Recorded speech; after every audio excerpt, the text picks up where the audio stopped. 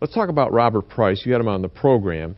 That he was saying that the body was not recognizable after 7 weeks, so that the disciples could get away with saying, you know, the tomb's empty. They couldn't prove it was Jesus. Right. Yeah, this is so bizarre to me. To say, oh, the disciples, they were very clever. They waited 7 weeks before they started declaring the resurrection.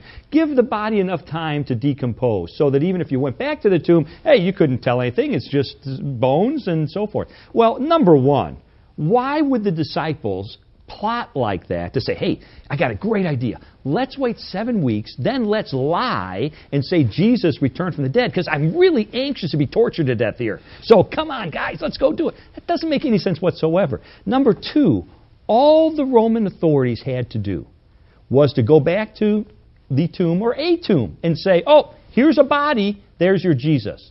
Now, the onus would have been on the disciples to prove it wasn't Jesus. There's nothing in the historical record to show that that's what happened. Frankly, the reason that the Romans did not try to go back and do that is because the tomb was empty. There was no body, and it wasn't possible for them to do it. Yeah. So when you look at all of these modern objections, were you surprised to find out how weak they were?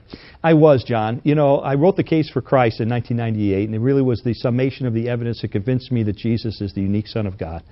And as you say, since then there have been these attacks, and it's on the internet, it's in college classrooms, it's in best-selling books, it's on TV documentaries. And I had to go on. I said, wait a minute, I'm supposed to be an open-minded individual here. I need to pursue these objections and come to a conclusion about whether or not there's any merit to them. And this is what led to my book, The Case for the Real Jesus.